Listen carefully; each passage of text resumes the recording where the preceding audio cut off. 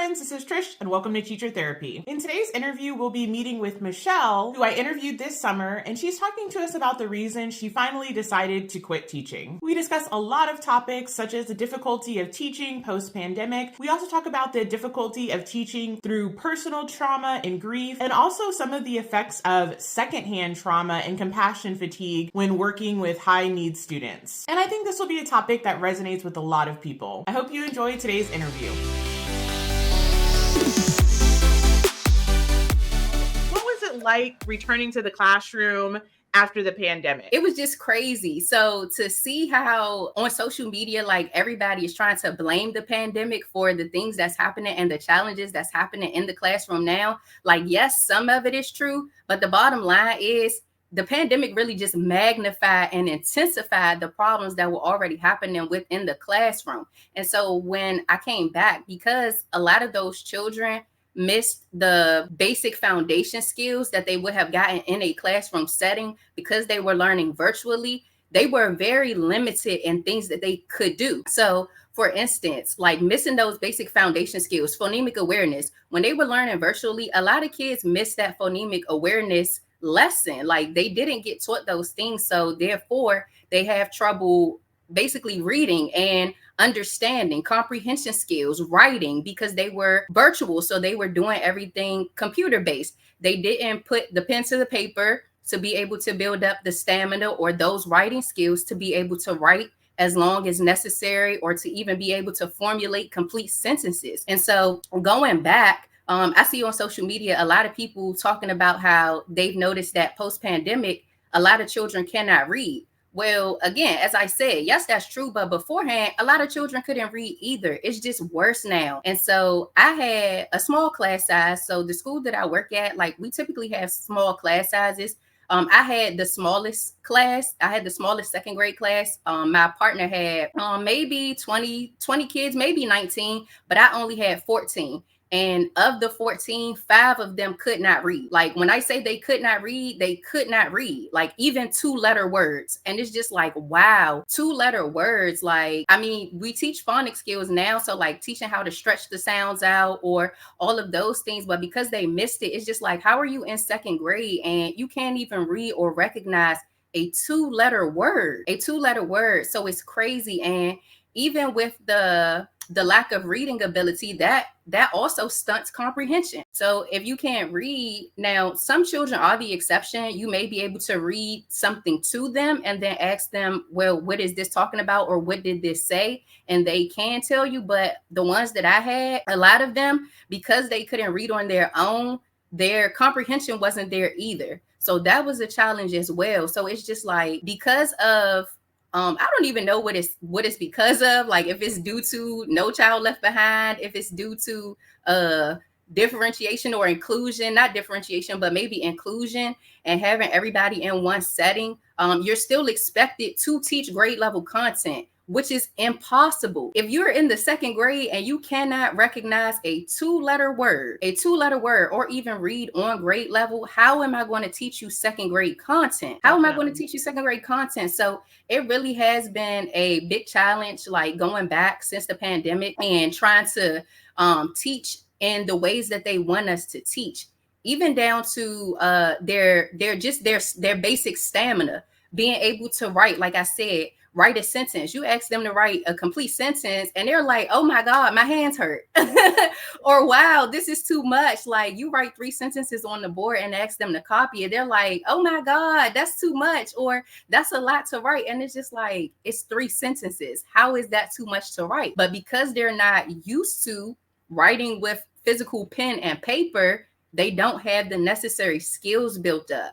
Even something down to as simple as writing and forming letters. Some of them have trouble actually writing and forming the letters. And in addition to that, I had a student who as well, he didn't even recognize all of the alphabets. So again, it's just like, how are you in the second grade and you don't, you're not where you need to be, but due to No Child Left Behind, they're still going to pass at the end of the year and go to the next grade level. And it's so disheartening. It's so disheartening to witness that. And it's also disheartening to feel like, I understand that we as teachers, we don't have the power to fix everything. And there's only so many things that's within our control.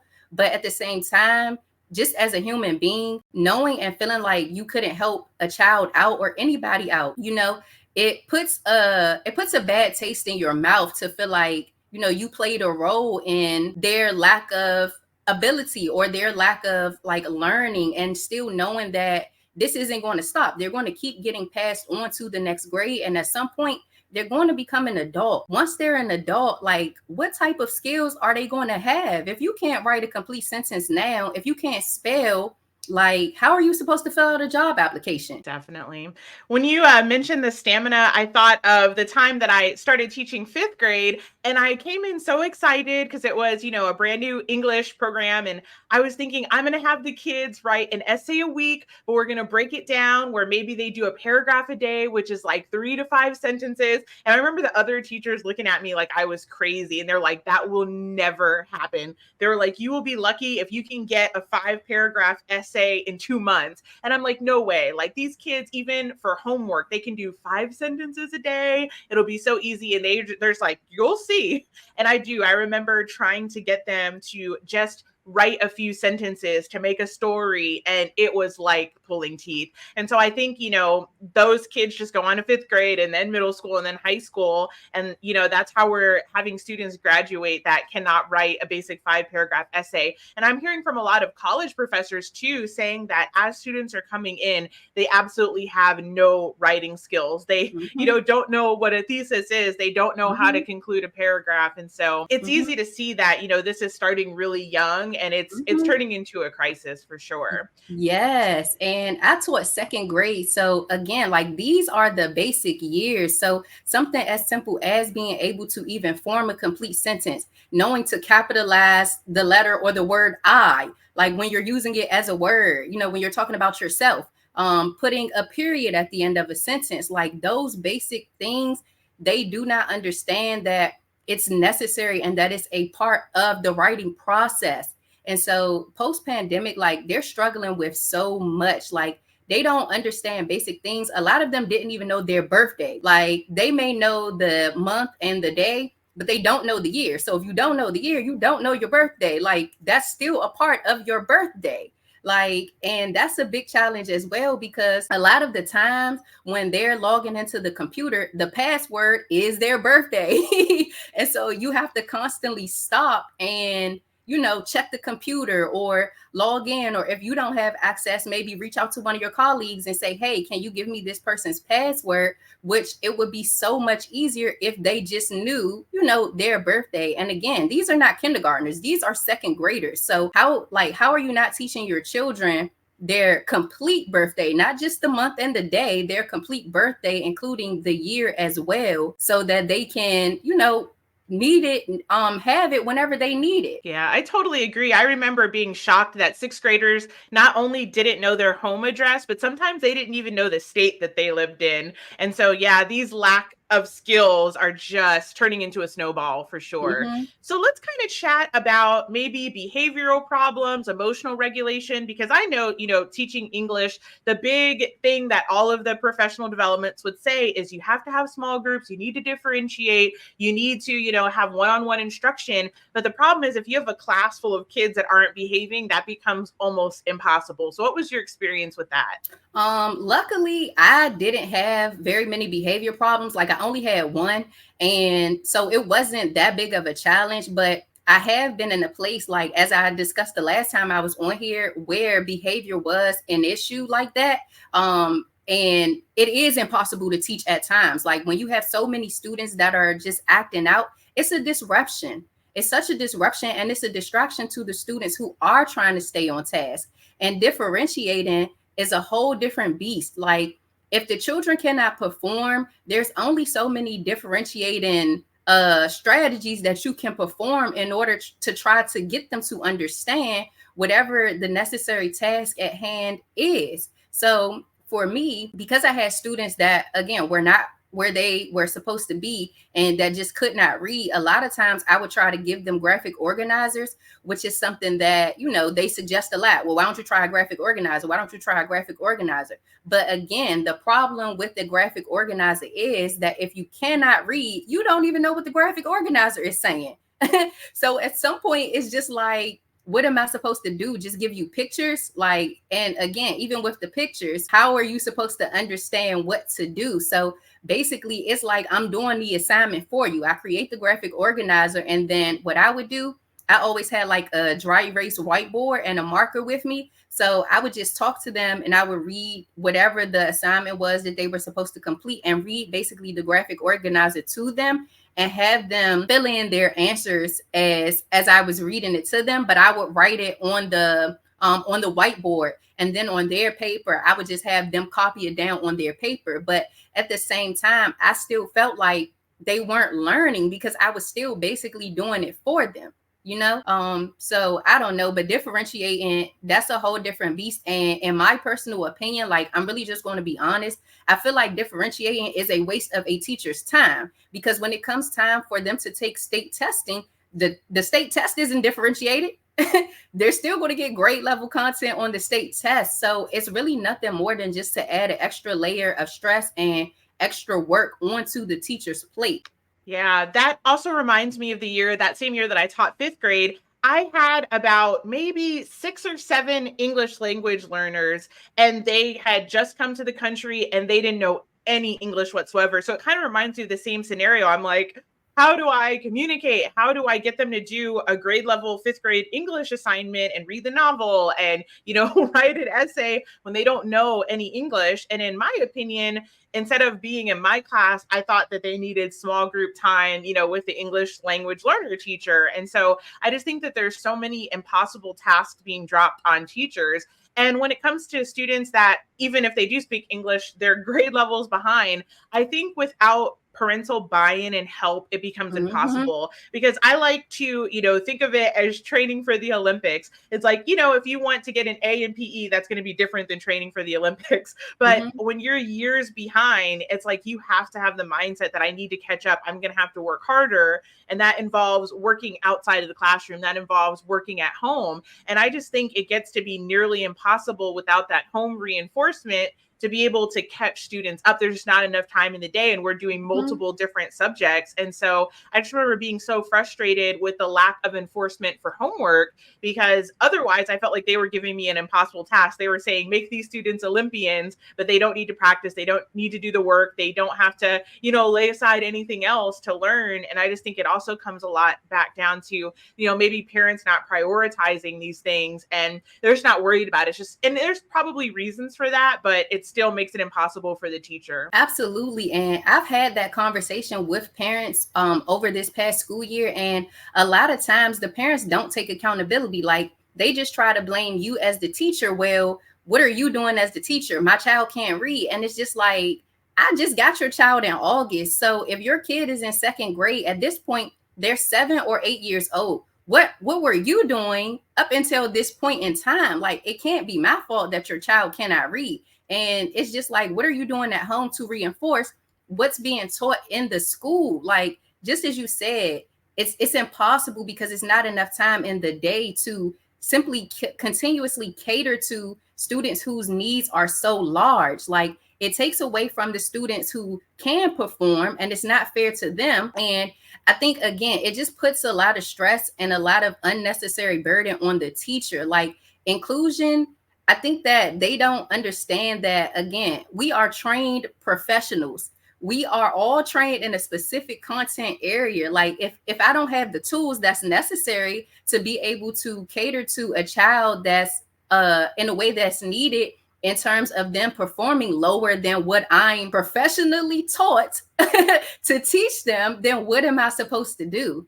So it feels nearly impossible at times. And it's such a burden, even trying to constantly figure out well, how can I differentiate this lesson, especially when you feel like you've broken it down as low as you can break it down. So it feels impossible at times. It does. Definitely. And what I started to find is, and this was even before the pandemic, I felt like the kids had zero attention span. And, I was just kind of in the era where they were starting with like the Snapchat and some of the social media. And a lot of video games were a really, really big deal when I was teaching Fortnite, that kind of thing. And so did you see even worse attention span coming back after the pandemic? Yes. Oh my goodness. It's so bad. The attention spans is so bad. Like it's literally 15, maybe 30 seconds at max. Seriously, like it's so bad. And an example, like towards the end of the school year, so we had kindergartners that read really well. And occasionally I would go get them and have them to come in the afternoons and read to my class just to kind of encourage them to continue to keep up the good work with reading and to challenge them basically. And so I would go get kindergartners, like I said, occasionally. And one kindergartner that I got in particular, she came and she read Dr. Seuss's Green Eggs and Ham. And when I say my kids could not sit still to listen to the entire book being read, like it was driving me crazy because I'm just like, why are you all so antsy that you can't get through a book being read? Like this kindergartner is sitting here just reading it flawlessly, and she's staying, again, not to compare children because every child is different, but at the same time, like the fact that they couldn't even sit through the book being read, like if it was a kindergarten class, then I could understand because those books are sort of long. So maybe their attention span would be shorter and they would get, antsy in the middle and not be able to pay attention to it being read completely straight through. But for second graders, 7 and 8 years old, like it's no way they were that antsy after her reading maybe 5 pages of the book. And in terms of trying to teach, it's just like they won't stay focused so that I can even get through a whole lesson. Like the attention spans are so bad, and it's really a result of social media and video games. Like they're so used to that dopamine hit. Like once it's over, it's over with in their minds too. Like they're not paying attention anymore. You have to get them within the first few seconds or within a short amount of time in order to keep them on task. And again, it's virtually impossible to get through a lesson in a short amount of time, especially 15, 30 seconds, maybe even 60 seconds. Like the attention spans are shot. They're completely shot. Yeah, and the crazy thing is it doesn't get better once they get to middle school, because at first I thought that they were trolling me, but then I realized, no, this is real. I would say the page number like 8 times, have it written on the board. I'd have their neighbors repeat it to them. And it just like really simple directions. I was just astounded by how it just didn't stick. It didn't go in. It didn't plant. I would just feel like most of my day was repeating myself over and over. And I was just so confused. Like, how is this possible? It's scary. Yes, me too. Like, I'm so glad you said that, because literally when I would come home, and that's a big reason why I just really don't want to talk when I leave work, because it's like, for one, I've already been talking all day, but the majority of me talking has been me repeating myself, giving basic directions, things that you should be able to say one time and they follow. Again, this is second grade. Like, how are you all not able to follow basic, simple directions? How? And the critical thinking is just not there anymore either. Like, if you're not giving them the answer or telling them step by step exactly what needs to be done, it won't get done. It won't get done. Definitely. So let's talk about teacher preparation programs, because I know that a lot of times, the teacher programs make big promises that they're going to prepare you, even the ones that are designed for tough districts like Teach for America, and then it turns out being irrelevant. Was that your experience too? Yes, absolutely.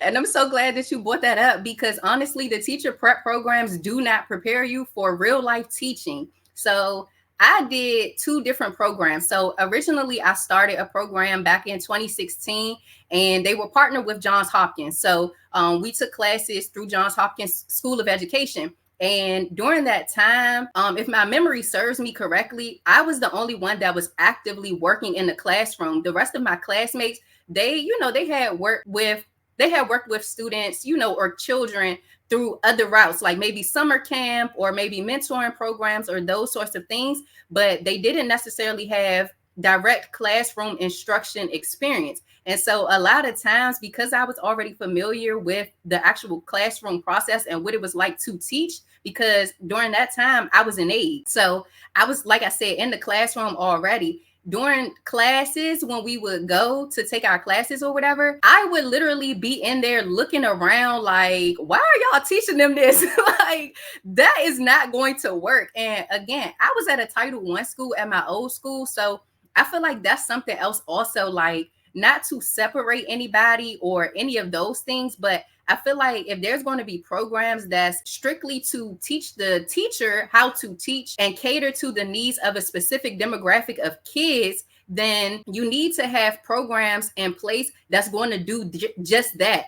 A child that's maybe living in a high poverty area is not going to be able to learn in the same way as a child in the middle class or upper class area. It's just not. And so the things that they would teach us in that program, like a lot of times, as I said, I would literally just be looking around the room like, that's not going to work. Like, or that doesn't work. I tried it. Or, you know, just, it was just crazy, the things that they were teaching us. And so then the second time, this is when I actually finished and I got my master's in teaching.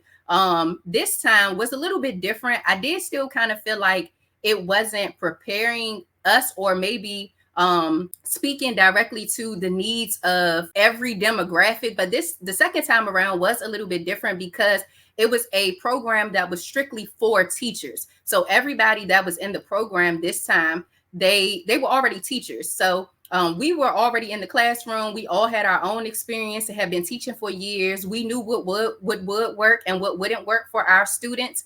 And so we were able to kind of challenge and push back when the professors were teaching us different things and tell them like, well, I tried that with my child or with my students, but it didn't work, or X, Y, and Z. But yeah, the teacher prep programs, especially the ones that are for people that don't have any classroom knowledge already or any background with being in the classroom, they don't prepare you for actual teaching. They don't. My classmates really used to be looking at me like, oh my goodness, you know, I guess I would be scaring them with the things that I was saying. And then, you know, the professors, they're teaching and everybody else is green. So they're listening and I'm the only one. It kind of made me, not that I was, you know, disrespectful or reaching out and just constantly combating what they were saying, because I was actually pretty quiet. But I'm sure that they could often look at me and read my face and read my body language that I just didn't agree with whatever it was that they were saying to us in the moment. Yeah, I do kind of remember when I did Teach for America, they had these Saturday schools. I can't remember what they called them.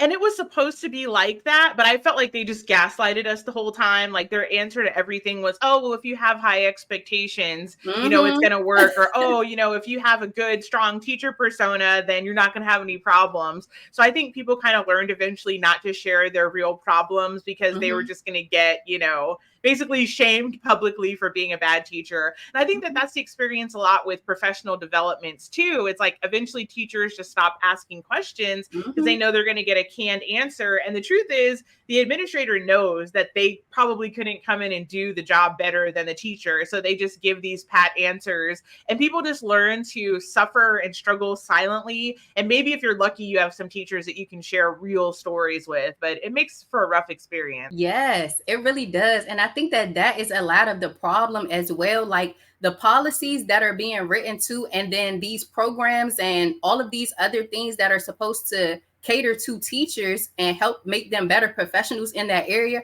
are not led by people who are actual teachers. You're not in the classroom, so you can't even speak to the actual needs. Like, yeah, you may have been a teacher 3 years ago. You may have been a teacher 5 years ago, 10 years ago. The world has changed. The needs of these students have changed. The state of education has changed. So how can you speak to a teacher that's physically in the field doing the work and give them sound advice or lead them when you're not even doing it? That's like me trying to teach somebody how to cook and I'm not a chef. How can I teach you how to cook effectively and I'm not a chef? I don't know anything about measurements. I don't know anything about any of that. How can I? That is so true. So let's kind of talk about the emotional toll that teaching takes on us as teachers. A lot of times we have to put our feelings on the back burner. There might be stuff going on in our life, and we're just expected to push through and teach. Did that get any easier for you when you came back to teaching, or was it just as hard? How did that work for you? I'll say that for one thing, the environment definitely makes all the difference. The environment makes all the difference. So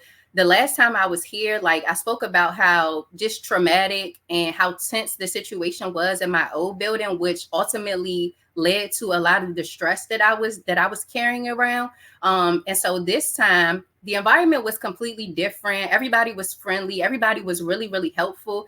And even the last time I spoke about how when I was there, when they made me a special education teacher, which was the year that I actually quit, they had told me all summer that I was going to do one thing. And so that actually wasn't the first time that it happened to me. So mind you, I made sure that I mentioned the last time as well that I never wanted to be a teacher. Like I never even played teacher as a kid. Like teacher was not on my radar at all. Like even though I started volunteering, I was still in school. I was still in undergrad at the time. So it was, it was a job for me and I did love it. Like I loved being there and, I saw myself working there. I just didn't see myself teaching.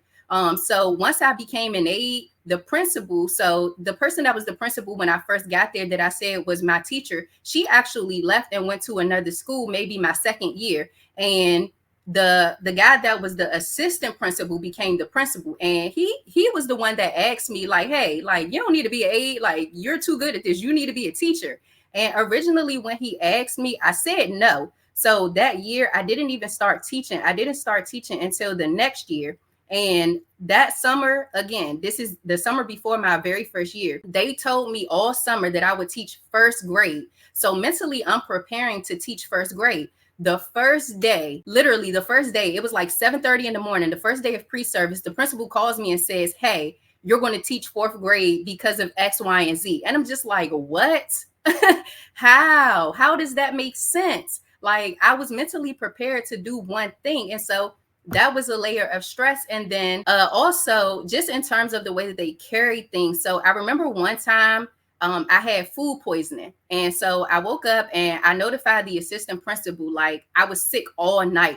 The next morning, this was my first time having it. So I thought I would be okay. But when I woke up the next morning, I felt horrible still. And I was like, I cannot go. That day just so happened to be the school's carnival, which was something that they made into a big deal. It was outside. They had rides, they had snacks, they had dunk tanks, they had all of these different fun events planned for the kids. And it was really, really nice. But they always wanted all hands on deck when it came to that. And so because I was like, no, I just cannot come in, like I had food poisoning. The assistant principal literally was like, you need to bring a doctor's note in. Like you can't not come to work. You have to bring a doctor's note. And so I was just like, I'm so sick. Like, I don't know what to do. I knew that I couldn't get to urgent care because I'm like, how am I going to drive? And I'm vomiting. Like, what am I supposed to do? Or if I take an Uber and I vomit in their car, then that's something. Or I get there, I got to pay for the Uber, pay the copay, pay the Uber back home. It's just entirely too much. So the environment definitely made all the difference when I came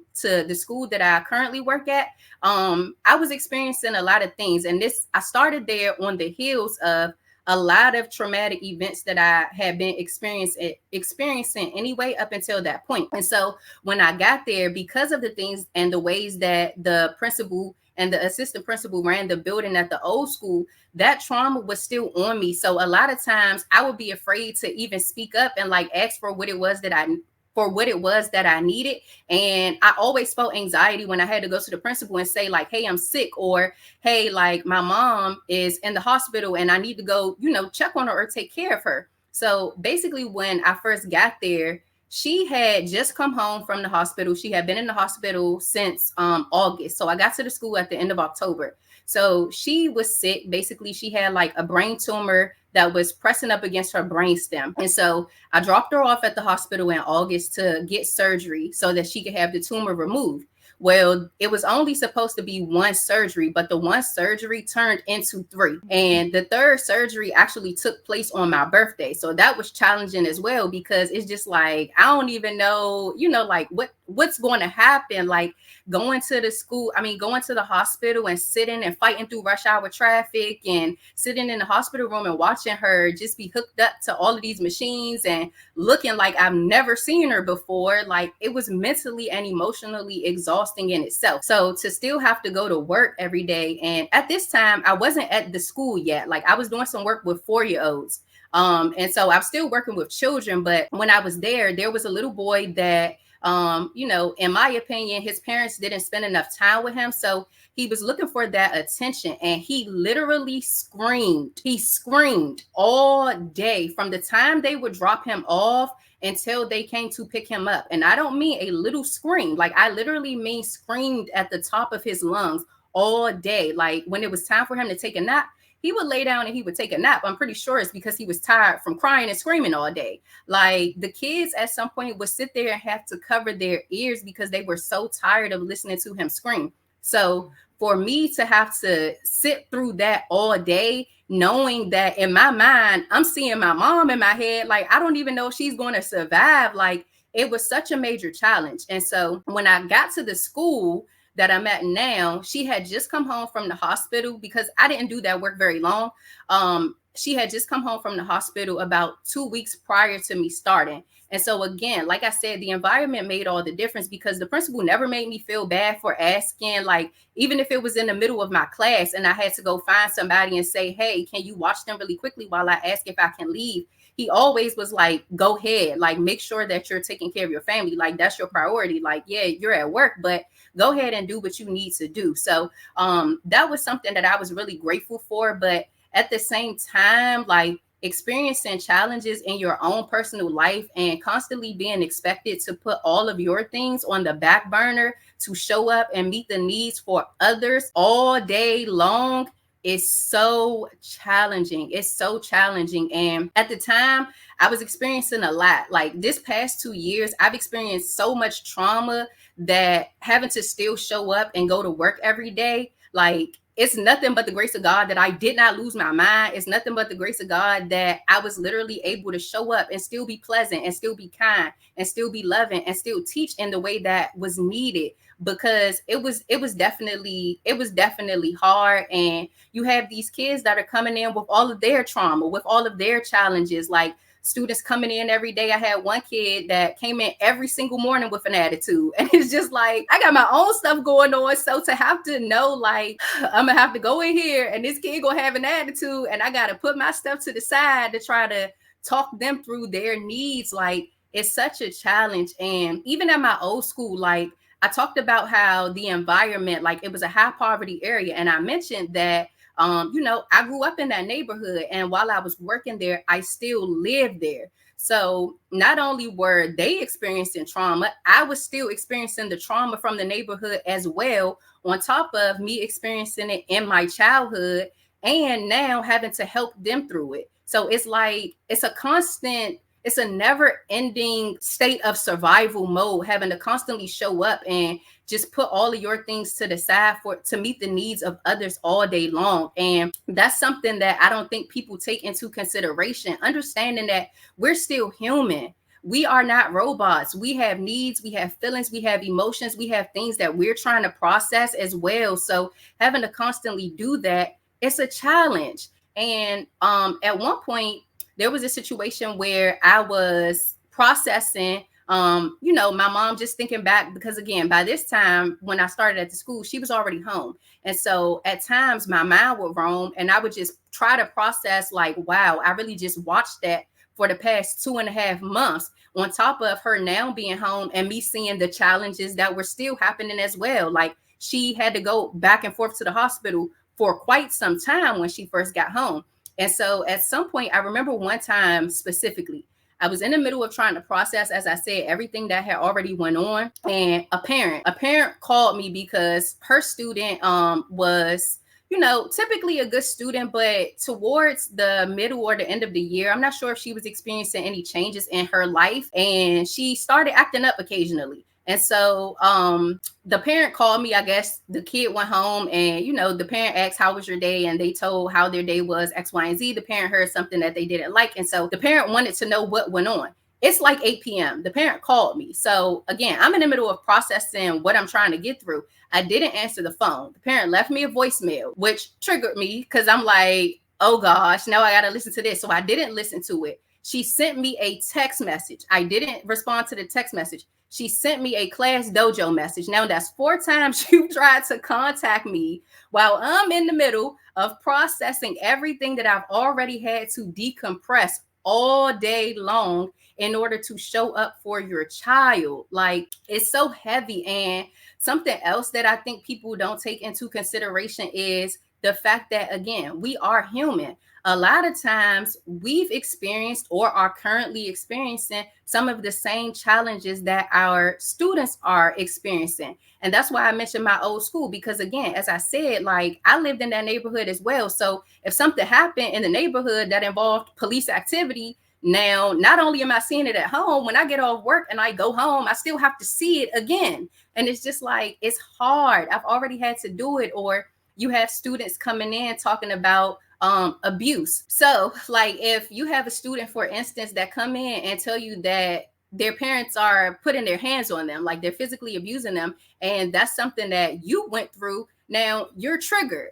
And you have to not only you not only have to compress your feelings of being triggered in order to show up for that child, there's still a classroom full of other kids that you have to show up for in the moment. And not to get off subject, but there's a study that was done, and the acronym for it is called ACEs. I'm not sure if you're familiar with ACEs, but it stands for, okay, so you know what that is, the Adverse Childhood Experiences Study. And so, not to tell too much of my business, but I am a person whose ACEs score is high. Like, it's a 9 out of 10. There's only 10 questions. My score is a 9. So a lot of the times when the children were coming in there, as to go back to the example that I just gave, a person or a student coming in there saying that they're being physically abused. Well, so was I. So now, again, I have to suppress all of my feelings, and I'm triggered, and I have to still show up. Not only do I have to put my emotions on the back burner and show up for this kid in the moment, as well as everybody else in the classroom, I still have to do my job and teach. And it's so challenging. It's so challenging to just constantly be expected to put all of your needs to the side all day long. And the constant noise and the lack of silence, being overstimulated all day long when you already have all of these things going through your head and through your mind to the point where you're just trying to hold it together in order to make it through the day. And then you do have some children who come from a place where a home where they're not shown love and affection, and then they may want to hug you. That's something that the kids love. They enjoy giving me hugs all day long, but there were times where I was overstimulated or I just wasn't in the mood to be touched. And it's just like, they expect you, not the children, but the adults or people around you will expect you to just hug them anyway, because, oh, well, they're a kid and they might not be getting it at home. And it's just like, I understand that, but at the same time, I'm a human as well. And this is my body. I have the right to say, I don't want to be touched or I don't want to be hugged right now. Like, I feel like it's teaching them personal boundaries. Like, of course, I'm not just going to shoo them away from me. Like, I don't mind taking the time to explain to them, like, hey, look, I'm overstimulated right now and I don't really want to be touched. Is it okay if I give you a hug later? Or even just explain it to them, like, do you enjoy being touched all the time? Like, and then they'll say no. And I tell them, like, well, I'm no different just because I'm an adult, you know, like, we're no different just because we're grown. Like, we still are human. We still have feelings too. Like, if you don't enjoy being touched all the time, what makes you think I want to be touched all the time? Like, especially after I've got 82 hugs already.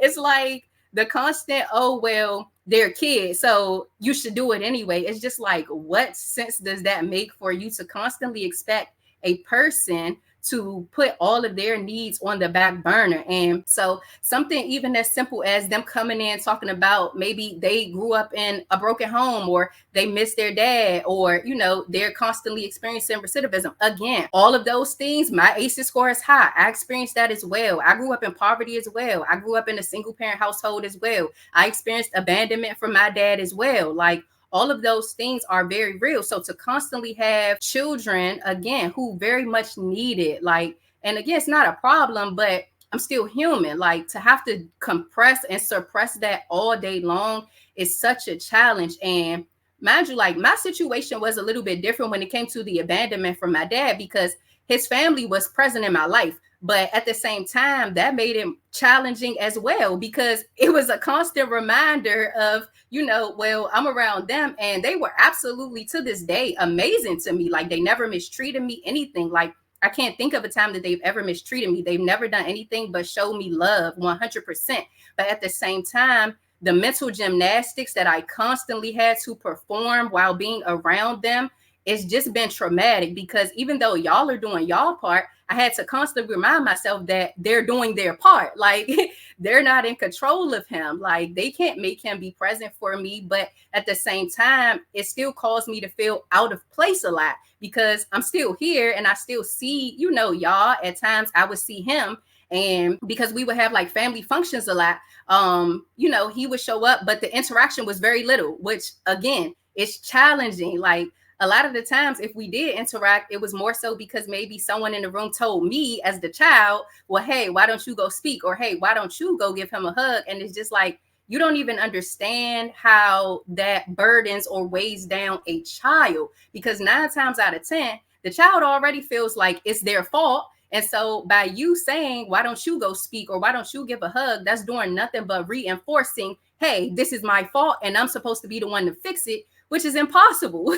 You don't have control over, the situation. So doing that again, yeah, like, I'm super grateful. Don't get me wrong, like 100%. They were some of my greatest blessings, because with all of the daily trauma that I was experiencing when I wasn't with them, they gave me the exposure that I needed. And so that's something that, I always take into consideration, just taking the good with the bad and being accepting of what it actually was.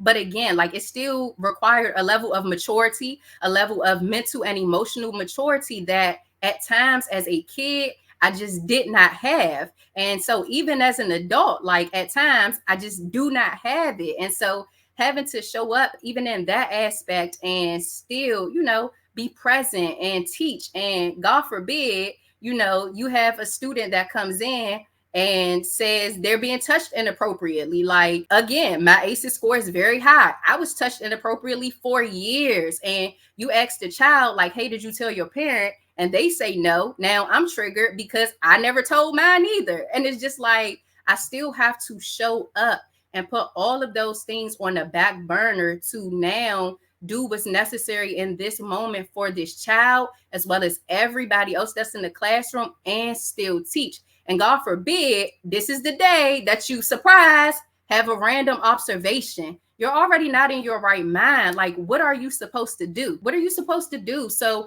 constantly experiencing challenges and trauma in your own personal life, family members aging, like family members experiencing health problems. I have a aunt that I take care of who has dementia, which is a major challenge. So a lot of times, experiencing that and leaving work after I've been overstimulated all day and having to be present in the midst of that battle, which is, I don't know if you've ever dealt with someone who has dementia, but it's super challenging. And so to have to deal with that, and then again, try to go home and get sleep and turn my brain off, but it's constantly racing from all of the things that I've had to suppress all day long. Like, it's hard. And then still having to show up the next day and be expected to teach and to be friendly to everybody. Like, there's no downtime. Your coworkers are constantly expecting you to talk to them. You're in the lounge, you're walking in the hallway. Like, when I'm walking in the hallway, I understand, like, this is my few minutes of, essentially peace. It's a few minutes for me to try to let my mind roam and get through whatever it is that I wasn't able to process in the classroom. And so it's just like, there is no downtime. It's just the lack of silence, the lack of maybe support for, you and the things that you're experiencing in the moment, such as those traumatic events, like being triggered, especially for something as the things that I just mentioned, all of those different types of abuse, the neglect, the abandonment, like it really has. It's just been a challenge. And at this point, like, that's essentially what led me to my decision of saying, like, no, I've enjoyed it like 100%. The classroom environment, the school environment was great. When I got there, they didn't just throw me into the classroom. They actually allowed the teacher that was filling in to stay in there with me for 2 weeks. And she was amazing. She basically, showed me the ropes, helped me get situated with getting to know the kids, all of those things. But just the constant mental battles and the constantly being triggered from my own traumatic events that I've experienced and things that I'm currently experiencing, and having to put it on the back burner and put it to the side all day long to meet the needs of others. It's been too much. And at this point, again, that's what led to me saying like, no, I'm done for good, because I just don't anymore have the mental or the emotional capacity to continuously put my own stuff to the side to meet the needs of others after having to do it so long. Like, it's a challenge. It's a challenge. Yeah. Thank you so much for bringing that up. I don't think I've ever quite talked about this topic, but I also have a super high ACE score. I think mine, I know that they don't give half scores, but I think mine's an 8.5. It's not quite a 9, but it's in between. And so I love the channel, the YouTube channel Randomly, the Crappy Childhood Fairy. I don't know if you've ever heard of it, but she talks a lot about complex PTSD. And I think I check all the boxes. And so I didn't realize it at the time, but in the same way, I was having so many things trigger me. And I do actually live in the neighborhood of the Title I school that I used to teach at. I would literally walk to work. And it was crazy because at least 2 instances that come to mind. One, there was a shootout at a nearby gas station, and the bullet actually went through the window and hit one of my students' 4-year-old brothers. Thank goodness he was okay, but just having to hear that and living right there, it was so stressful. And then the worst instance was one of my students' brothers did a drive-by and actually killed one of the people that was visiting a family member at my church. And so, and I would walk around that neighborhood all the time, and I just like stopped walking in the neighborhood. I was like, I don't even feel safe. It was in broad daylight, on a weekend. And so you are so right. Like, I don't even think I put it all together, but just that constant stress of personally knowing people that either were hurt or had family members that did the hurting, just all the complexities, and hearing, especially when I taught 6th grade, a lot of that stuff would start to come out, just them being hurt at home and talking to the counselors and trying to navigate, will this child be taken out of their home? And it really, really is traumatic. And I think a lot of people that have gone through a lot get into teaching so that they can help the kids, but they don't realize what those triggers are going to be like for them. So I'm so glad that you mentioned that. Yes, and it really is. It's traumatic, and especially with again, somebody who was a parentified child, like due to emotional immaturity and just trauma in itself. I was a parentified child. So having to grow up and essentially raise yourself in terms of figuring out the world and just how to emotionally regulate, on top of having to do it for the adult that's present in your life, that's a challenge as well. And it's just like, to go from that and into a job such as teaching, it takes a major toll on your body. And at some point, you really just get tired of feeling needed. And I feel like that's where I am now, especially because this past school year, like I said, out of the 14 kids that I had, 5 of them could not read. So because 5 of them could not read, there was no independence there. That means that I was literally needed at every single moment of my day. I couldn't give them an assignment and say, hey, complete this, even if I tried to explain it to them. So the constant feeling of being needed, that's triggering as well. And it does something to you that, again, if you're not aware of those things,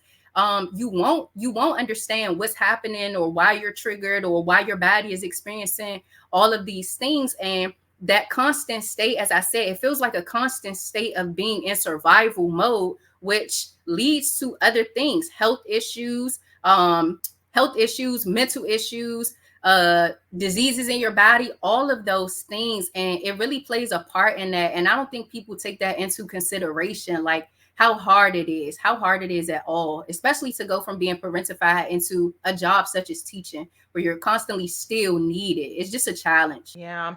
A thing that surprised me that I didn't think I would go through, that was a huge trigger for me, was around the topic of bullying. because I was bullied a ton, pretty much like from as early as I can remember, 8th grade. And so it was really weird feeling, I know it sounds kind of silly, but feeling like the kids were bullying me when they were calling me names or yelling or melting down. And then I would feel like I would get bullied by parents who would just, especially in that particular school I was telling you about, the secretary would just send parents right up. So I literally sometimes had parents come to the door and scream at me. I had a dad come into the classroom one time and yell at the entire class and threaten them because he felt like his son was being bullied. And then add in interesting admin that felt like sometimes they could be a little bit bullying, even if they were doing it in a nice way, just like the power dynamics and feeling in trouble all the time. Just a lot of that was a huge trigger that I wasn't even expecting. Yeah, it's so real. It's so real. And again, like it's nothing but, as a result of the trauma, like experiencing trauma and then having to, especially if, it wasn't dealt with during the time, like it will show back up later on in life. So those feelings were very real. And something that I forgot to mention in the last interview was that even though I said like I started experiencing health issues where I was fainting a lot, for one thing, this school year and last school year, I've been sick more than I ever have in my entire life. Literally, like not even a cold. My immune system is strong. So like the fact that I kept getting sick as much as I did, I understand that it was nothing more than the stress just weakening my immune system and causing me to get sick. And in addition to me fainting at the last school in the way that I did, like at some point I had to wear a heart monitor. And I was just like, this is crazy. Like not something that goes on your arm, like no, an actual heart monitor that they attached to my chest with adhesive on the back of it that I was supposed to keep on for 2 weeks. Like it turned out that I was allergic to the adhesive that was on the back of it. So I ended up having to take it off because it caused me like the nastiest rash. So I had to get rid of it. But even me getting to a point where my health had gotten so bad that I had to, at 20 something years old, wear a heart monitor, that was just absolutely crazy to me as a result of a job. Like I was just like, this cannot be, like this cannot be. And so yeah, the trauma and all of the things that we've experienced in our lives and may possibly even still be experiencing in the present moment, like people don't understand how that takes a toll on your mind, your emotions, and your health. It's just it's challenging. It's challenging. Definitely. So I'm kind of curious, did you know early in the year that this was going to be your last year teaching, or was there a certain point where you're just like, yeah, I love this school building, but I cannot keep doing this? Oh, I was saying that from the beginning of the year. Like I was like, I honestly didn't even think that I would make it through the year. I was like, I cannot do this because it was so hard. Like it was just so hard having to constantly show up, as I said, and just put all of my stuff on the back burner all day long. So I honestly didn't think that I would make it through the year. But again, because the environment was what it was, like I did have the ability to go to them and say, hey, I'm going through this today. Like, I don't think I'm gonna make it through the day. Can I go home? And they were always like, go ahead, like take care of yourself. Your mind, you are important. Like this is a job at the end of the day. Like, yeah, this is how you get paid, but like this is a job. Don't let that do that to you. Go take care of you. So because I was able to go to them and be honest, like, and say, hey, I'm just not feeling it today. Or if I came in and they noticed that maybe I even looked upset, they would even ask me like, are you okay? Like, are you gonna be able to stay here today? And if I would say no, they would just say, go ahead home. So because I had that experience and because the environment was what it was, I'm telling you, like I absolutely love the people there. I was like, I didn't necessarily want to inconvenience them because again, like even though I've gone through the things that I've gone through, like not that I had it, but I really just have the ability to not let what I'm going through bleed over on other people. So a lot of times to look at me or to even interact with me, you won't even tell that I've been cut. So because of that, like it was just, I don't know, it was just a constant struggle.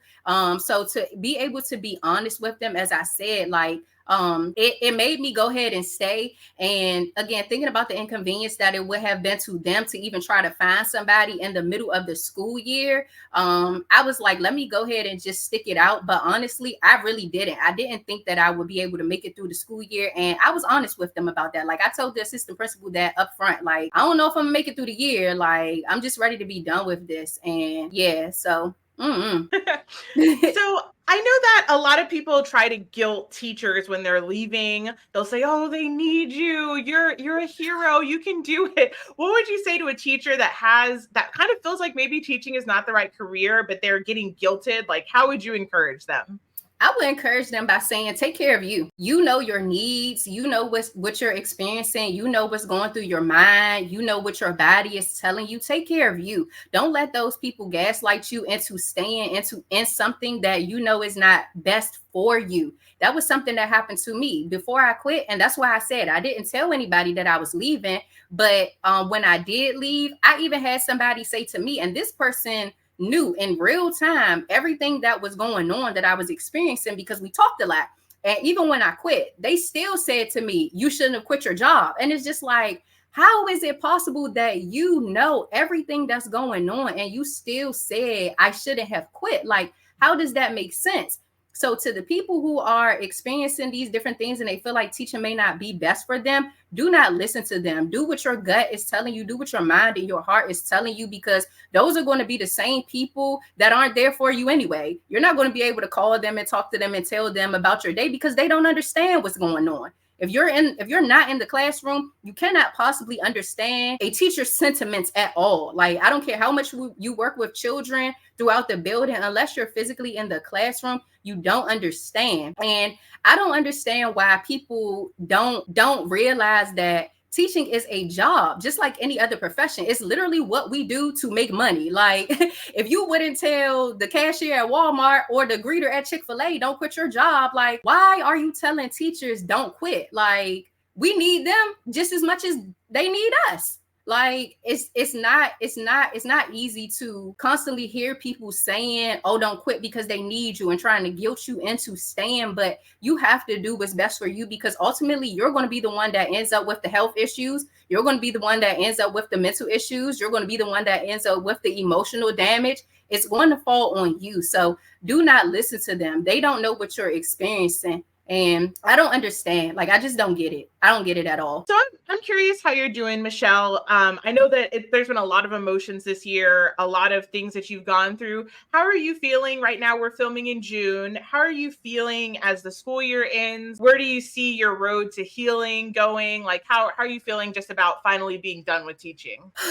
For one thing, I'm glad that I can go to the bathroom whenever I want, because trying to teach and having to hold it when you literally have to go to the bathroom is something that I think that people don't realize. Like, teachers can't go to the bathroom whenever we want. We literally have to hold it. So that's the main thing that I'm happy about. Like, I can go to the bathroom whenever I want to go. And in addition to that, like, I know I talked about like a lot of the trauma that I've experienced. But one thing in particular that I didn't mention is that I think that now I'll finally have time to start grieving, because over the last 2 years, like since I've been at this school, like last school year alone, I lost 4 people. And so all 4 deaths were like traumatic deaths for their own reasons. So the first one, I lost my grandmother in December 2022, and she actually passed away the day before my grandfather's birthday.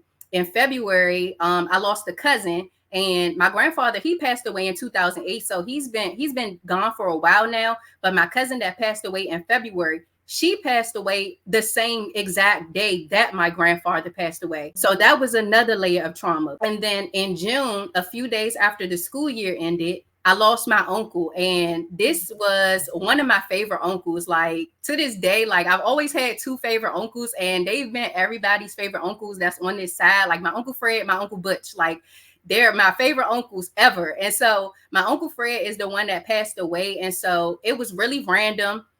It was completely unexpected. And he has a son and a daughter, and his son, me and his son grew up really close together. Like, that's my brother. We're really like brother and sister. So to not only be grieving the loss of my uncle, but to have to witness him grieving the loss of his father, like, it was just such a challenge. And even though it happened in June when the school year was over, like, we're in June now, and again, like we talked about earlier, all of that trauma, it stays stored in your body. So as the school year was ending and as June approached, my mind and my body was experiencing all of those things, because in addition to him passing, that's 3, I didn't get a chance to process him passing away because after that in August, I had an aunt to pass away. And her funeral was actually August 19th. And that was literally the Saturday before we started school for pre-service week. And I gave the exact date because August 19th, 2022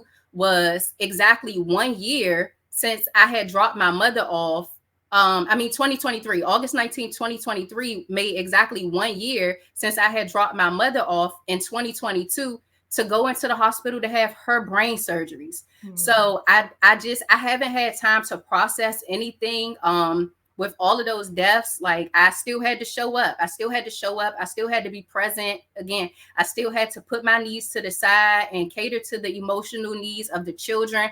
I still had to teach. I still had to come in and act like there was nothing wrong. Like I couldn't wear my feelings or my emotions on my sleeves, or everybody would be asking, well, what's wrong with you? Or, just thinking that I had an attitude or whatever. But it's just like now that it's over, I feel like I'll finally be able to get a chance to rest and finally start processing some of those things that I've been through, even this past school year. Just beginning to process this school year and the things that went on, just the ways that I was challenged. I'm ready to go ahead and just relax and try to wrap my head around the fact that I am actually done and that I will not be, returning to the classroom. Like, I think that a lot of times when summer gets here, like people always say, oh, well, y'all on summer break, y'all get paid all summer to do nothing. Y'all get a free check. And it's just like, for one, we don't get a free check.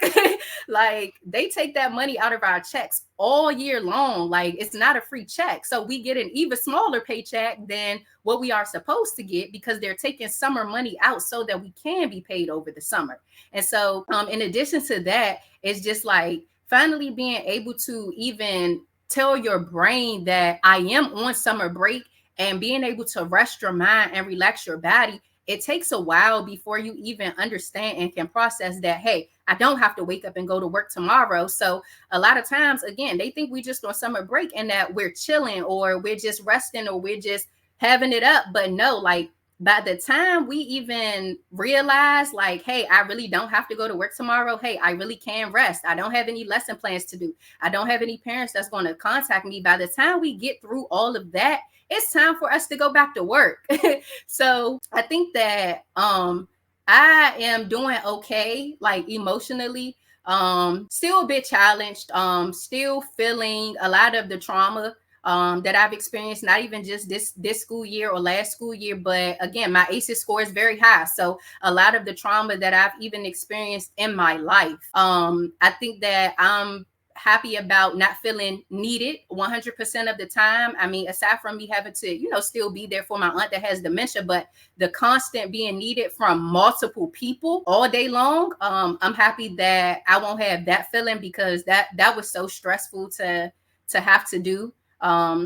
But other than that, I think that emotionally, as I said, like I'm okay. I just have a lot of things that I need to process. And just telling myself, even though, the school year went the way that it was, like I did what I could. And the things that didn't happen, they probably were beyond my control. If a kid didn't learn something, it's not necessarily because it was something that I did wrong. Maybe they just were having a challenge in that area and they just couldn't pick it up. So, I'm looking forward to summer and just resting and trying to decompress and let go some of the stress and some of the trauma from my body, because that stuff really stays stored in your body if you don't have a proper release or an output or an outlet. So hopefully I get that this summer. Yeah, I hope so too. And just thank you for your honesty and vulnerability. I just think that in so many ways, teachers just have to stuff things down and they compile over the years just from all categories of life. So I think this will be a relief to a lot of people just to know that they're not alone and that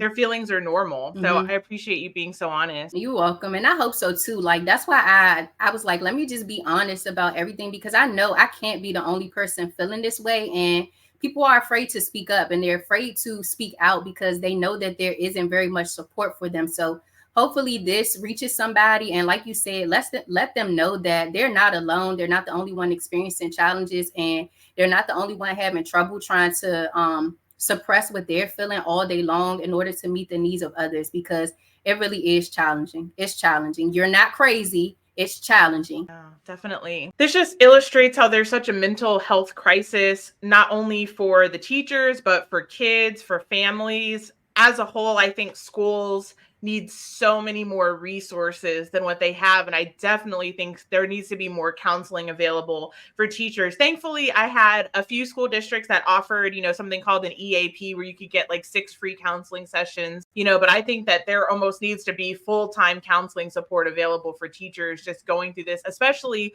teachers that are in high needs areas. Yes, for sure. Because again, as I said, just witnessing the kids going through all of those things. Like if you come from a family where there's a history of addiction or a history of undiagnosed mental illness, like that weighs on you. It weighs on you, and not being supported, for yourself.